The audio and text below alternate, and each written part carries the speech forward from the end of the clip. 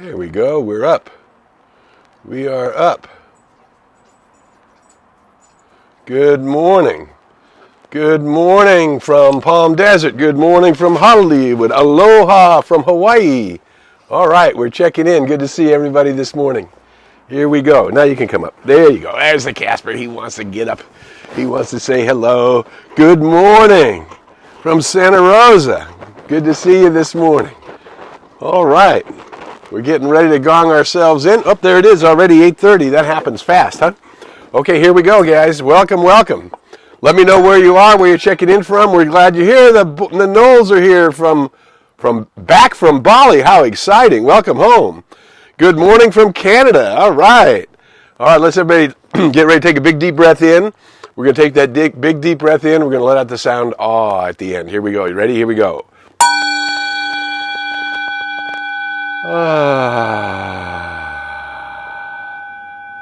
Relaxing the shoulders. One more time. Big deep breath in. Let out the sound ah.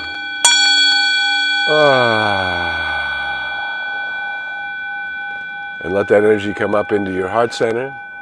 And we'll just spend these 20 minutes together. Good morning from Arizona. We're nice to see everybody back from Bali and Arizona. And weddings in the air, and oh my goodness, how exciting, how exciting. Well, good deal. Nice to see everybody this morning. Today is the 19th of September. It's Tuesday.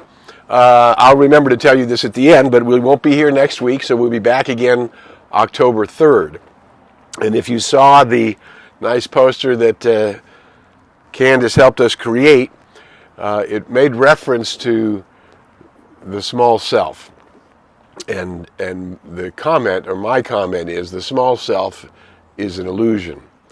And so here I want to sort of go through this so that we all know what we're talking about. Good morning from Albuquerque. Nice to see you this morning. Hey, Chris, nice to see you this morning. All right, everybody's checking in. I tell a story so we get a sense of the small self. What we would be talking about with the small self from a Buddhist perspective, it's the monkey mind. As Judge Thomas Troward said, a neurotic thought pattern tends to repeat itself with a monotonous regularity. So here's the little story. We've been doing, hi there, Tara, nice to see you. All right, good to see you. Got Florida, we got everybody coming in. Nice to see you this morning. I may have told this story before, but we've been doing Coffee with Casper for a few years, so I'll re-up the story so you remember it. When my brothers and I have one brother who's what we call an Irish twin. We're about 20 months apart, 18 months apart, and then I have a younger brother that was a few years younger than that. We were teenagers, and we were visiting my stepdad, whose birthday it is today. He's no longer with us, Alfonso. He was taking us on a journey to Acapulco. We were out in this bay, I think, called Marquesa Bay. Anyway, I'm a sailor. I've been a sailor most of my life, and my dad asked, do you want to go rent a catamaran, boys? And we were young teenagers, and my younger brother was, not youngest, but younger brother was maybe 11, we were 14, 15, that kind of age. And we're out on this bay, a very touristy bay, big, beautiful bay, lots of tourist boats out there, rental boats, and people playing around on the water. And we're sailing along nicely, and we're on this nice little 14-foot catamaran with on a tarp, sailing along in the nice breeze, and all of a sudden, good morning from South Carolina. Nice to see you this morning, Becky. So we're sailing along just fine, and all of a sudden, the rudder pops off of the boat. It was just wood, and the screws gave way, the wood gave way, and the rudder popped off of the boat. So, a sailboat with no rudder can't sail. So all of a sudden, we're just sort of drifting and floating, and again, there's boats everywhere. The rental people could see where we were, and it wouldn't take but a few minutes for people to realize that we were no longer able to sail, and somebody would come get us. Well, I probably said something silly, like just kidding, saying, "Oh my God, we're going to crash into the rocks" or something terrible, and which was not the case. We were just adrift, waiting till somebody to see we needed help, and my younger brother just panicked. He just freaked out. And he started bouncing around the tarp. Oh my God, what are we going to do? Oh my God, it's terrible, we're going to die, something terrible is going to happen. And at which point I started laughing hysterically and just jumped off the boat and started swimming in his nice warm water. I wasn't going to leave the anywhere. And that caused my brother to even freak out even more, at which point I was laughing even more. And then finally I realized he was really genuinely scared. And I said, Billy, it's okay. It's okay. Somebody's going to come get us. We're just floating here for a few minutes until somebody sees we need help. They'll come get us. We're fine. And everybody calmed down. But that reaction of the scared little boy is what we call our small self. And you and I have that within us, and it comes back all of the time. Like we have a financial challenge one month and we think, oh my God, I'm not going to make the mortgage or the rent, or I'm going to be homeless. And we start these crazy thoughts based on fear and based on actually believing that we're separate, that we're not part of the universe itself. As you look around in our beautiful setting here in Topanga, beauty is around you all the time. You're in tune, you're one with the one. Energy doesn't die, it changes form. You are energy, you're one with that energy is eternal, so you are that eternal one. And what we talked about before is we are growing in. The eternal is forever begetting that which is the realization of its own perfection in you and in me now. I love this quote from St. Augustine. It says, God loves each of us as if there were only one of us, right? That's how loved you are in the cosmos, with the line from Emerson that we shared for weeks and weeks. There's no planet, sun, or star could hold you if you but knew who you are. Now that's your high self. As we described Meister Eckhart's line, the soul has two faces. One is gazing at the glory of God, the other is directing the senses. The small self is born of not paying attention to your soul nature, which is the part of you that came from the light. You came from the light with a mission, with a purpose, with an intention. And the more we tune into that intention, the more, and listen to it, the more we partner with the divine in the high self, the I am that I am, my I am nature.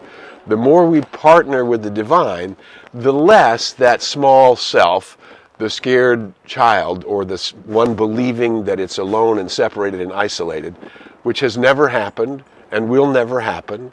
You're not alone, you're not separated, you're not isolated. You belong to the one. However, if you're going to wake up, to wake up means to become conscious, right? To be aware of who and what you are. And so the only way to assuage the panicky self that believes that we're going to get separated, that we're going to get left behind, that we're isolated, that we're alone, that there's no solution, all of those, again, there's Judge Troward, the neurotic thought pattern that repeats itself over and over again. Or as the Buddhist called the monkey mind, that keeps looking at situations and tries to separate yourself from the unity of the whole. And that's why you and I are light workers. We came to remember who we are, and in that remembering to do that for ourselves, but for the benefit of ourselves and humanity and the earth. The more we remember who we are, the more we connect into our high nature, the more we court the divine, or as Joel Goldsmith said, practice the presence, or Brother Lawrence, the same idea, that we are in the presence, as the presence, with the presence, and the more we tune into it, the more we feel into it, the less alone we will be, and the less power. Good morning from a Atascadero gentleman. Nice to see you this morning, right? The more we do that, the less that little child that believes in fear and separation, the illusion of the small self, has power. And eventually, we get to the place where we see that small self rising up and freaking out, and we look at it and say, I see you, I hear you. However, none of that's true, and we're okay, and it's okay, and I'm okay, and I'm one with the one. And sometimes it's as simple as raising our consciousness up and remembering there is one power, one life. That life is the life of the one source, God, creator, giver of all life, love, and beauty. I am one with that which is eternal life itself. And I am a slice of that eternal life. As if I were the only one in the universe. That's how much the universe loves me. And this is true for all people. But we're not going to feel that love, we're not going to know that love until we become conscious and begin to draw that love and that pattern of wholeness and perfection, the Atman, the Buddha, the High Self, the Christ of the I Am that I am, calling it in to my body and to my mind and to my experience. I mean, how could that small self have all that much power when you already know you're a spiritual being, you're a mental being, you're a physical being, you're an etheric being. You are so much more than meat covered with skin. Right? You are the living thing itself, discovering itself, the process, the eternal process of perfection revealing itself to itself, through itself, in itself, as itself. And that's an ancient Hindu saying, the self shall reveal the self to the self, by the self, through the self. There's only one thing going on, and it's your awakening in the universe. You're discovering who and what you are, and then as you discover it, bringing those qualities of eternal love, eternal beauty, eternal vibrancy, eternal health, eternal beauty, eternal wisdom, bringing all of those qualities into your life on a daily basis. And, life sort of shows us what we need to do, right? I mean, we're looking at these areas of life, as our friend Raymond Charles Barker said, look, there are 4 quadrants: health, wealth, love, and purpose. And in every one of those quadrants, you deserve to be whole, to feel whole, to enjoy the beauty of the glory of the self that you are, the awakening one that you are, and to practice that awakening in your daily life. And as you do that, as I be lifted up, all shall be drawn unto me. That's what the master teacher said. And that's in the first person. As I be lifted up, all are drawn unto me. Right? So this is what we were wanting to do, is remember that those fear-based things that are happening in your small self, they're not real.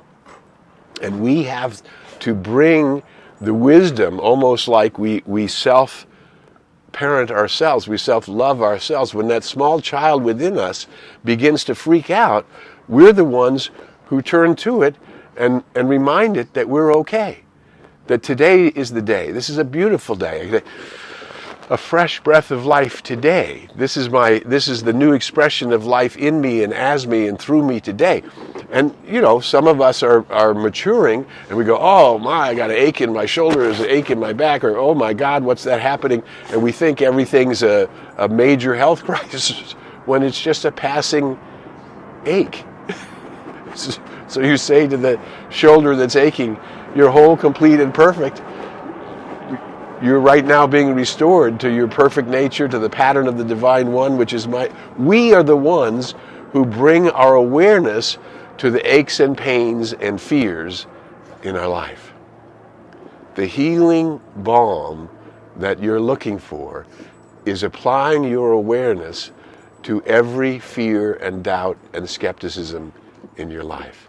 By drawing the Divine One, I am that. I am the glory of the Most High. It is begetting itself in me now, and it is talking to me, and I am listening. And therefore I am guided, guarded, protected, directed, and brought into the paths of perfect right action.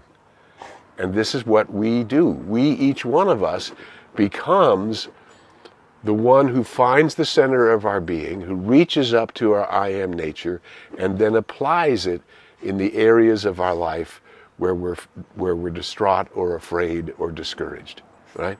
We bring the light of the one in us, as us, and through. That's where we take that deep breath and we come into our heart center, and we start bringing that heart-centered awareness into our lives, into everyone that we contact in a given day, into what is our quote-unquote our business, into what is our campsite, chop wood, carry water, into our recreation.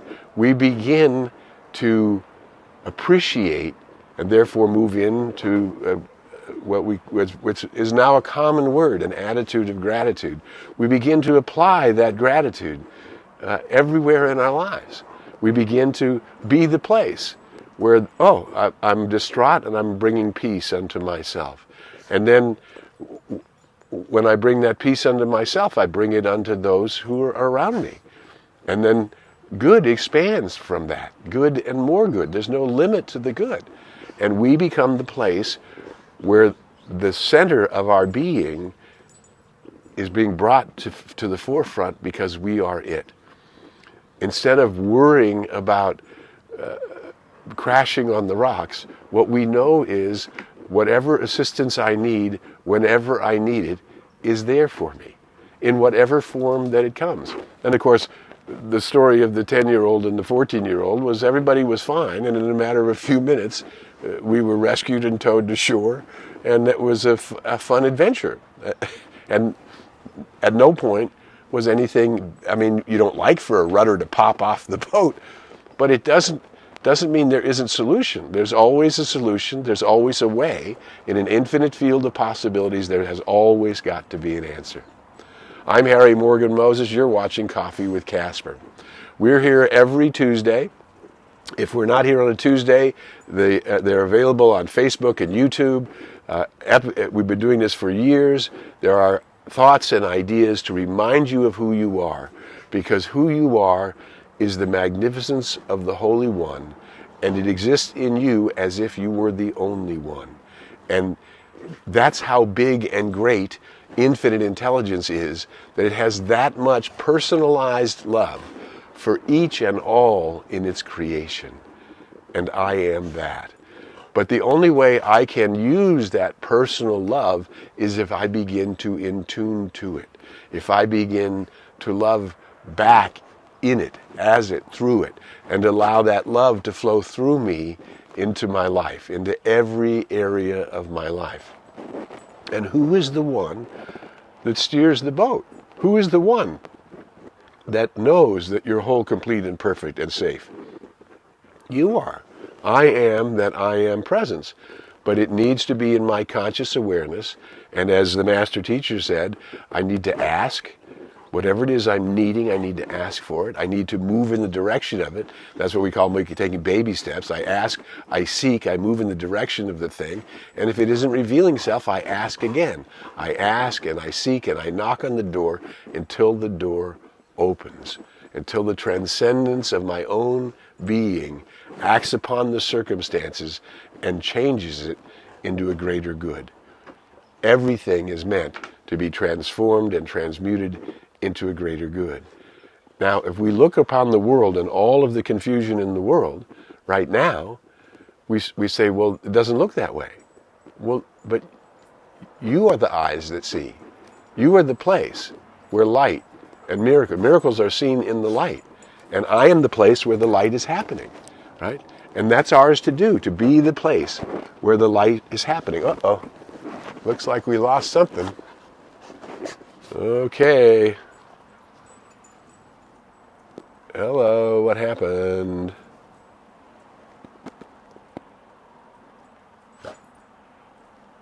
We're going, we're okay. Let's see, I lost my Facebook connection. Let me know where you are. What's happening? Here we go, we're still there. There we go, I don't know what that was like. Okay, so this is ours to do this week. To practice that the small self has no real power. It only has power when we give it power and we allow ourselves to participate in that lower level of awareness.